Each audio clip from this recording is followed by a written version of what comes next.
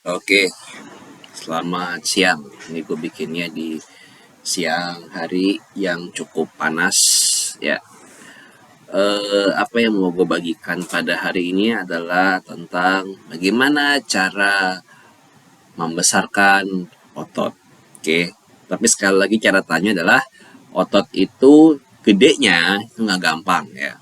Apalagi kalau misalnya tidak konsisten latihannya. Jadi harus konsisten dulu. Pokoknya itu syarat utamanya ya. Oke. Okay. Ya, habis itu ya tadi tuh istri gue.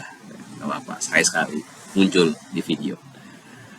Nah, apa aja ya latihannya? Latihannya ya harus semua ini ya bagian otot yang ada di badan kita dilatih ya. Eh Kayak misalnya dada, punggung, kaki, ya, pokoknya itu harus balance latihannya.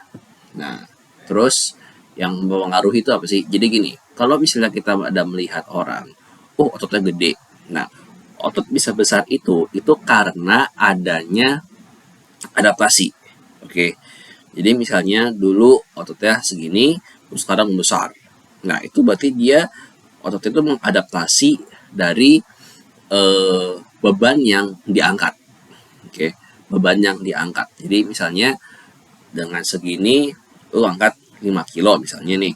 Nah, kalau misalnya lu tambahin jadi 10 kilo, otomatis kan ini otot dilatih dia akan rusak ya. Nah, kerusakan itu kan nantinya akan perlu di apa namanya itu di recovery. Nah, itu nanti membuat itu menjadi besar. Intinya otot itu bisa besar kalau apa? Kalau satu ada rangsangan dari beban. Oke, jadi dia ngerasa bahwa dengan ukuran sekarang gue nggak bisa mengangkat misalnya 10 kilo, otomatis ya gue harus memperbesar diri untuk bisa angkat 10 kilo. Nah, itu dengan itu akan bisa makin besar ototnya. Oke. Nah, yang kedua apa?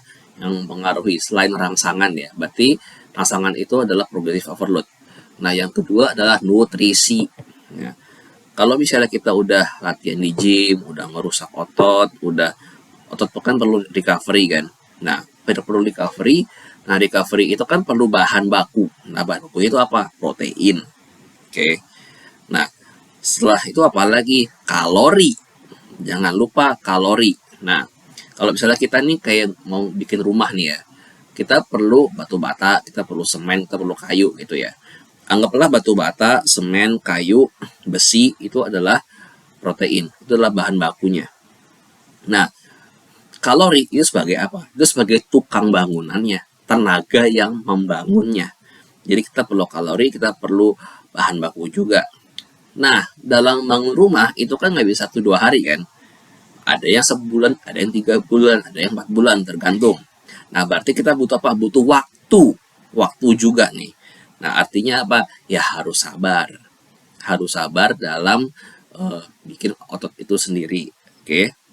Uh, Kalau ngomongin waktu berarti kita juga butuh yang namanya istirahat. Karena saat badan kita istirahat, tidur itu si tukang-tukang bangunan itu akan keluar membawa bahan baku dan akan membangun otot kita. Oke, apalagi ya selain jadi tadi udah apa aja tuh latihan dengan progressive overload, nutrisi tentu udah pasti, eh, kalori jangan lupa dan istirahat. Oke, 4 ini. Terus kalau misalnya hal yang membuat kita nggak tumbuh ototnya apa? Ya, salah satunya adalah ya tadi itu kurang kalori, kurang nutrisi, kurang tidur, latihannya tidak ada perkembangan atau progressive overload. Nah, tapi jangan salah juga, dengan bertambahnya umur, kita juga bisa kehilangan otot, makin tipis istilahnya. Nah, jadi kita perlu melatih otot kita. Ya. Nah, sekarang masuk ke fungsinya. Tapi kayaknya sih fungsi dari angkat beban ini akan gue bahas di next video, oke? Kenapa? Karena penjelasan cukup panjang. Intinya adalah kuncinya gini, lu nggak perlu kepengen jadi bodybuilder atau atlet binaraga, terus lu baru angkat beban. Enggak, kebalik ya. Mau siapapun kita, mau kita atlet atau bukan atlet, tetap butuh yang namanya angkat beban. Oke, gue sendiri adalah kerjaan gue sales engineer, tapi gue tetap angkat beban. Untuk apa? Kesehatan aja gitu loh. Untuk mempertahankan otot aja gitu. Dan menguatkan tulang. Tuh kan, udah gue kasih hintnya kan, fungsi dari angkat beban kan. Oke, selengkapnya nanti fungsi angkat beban itu apa akan gue bahas di video berikutnya. Cukup sampai di sini dulu. Terima kasih.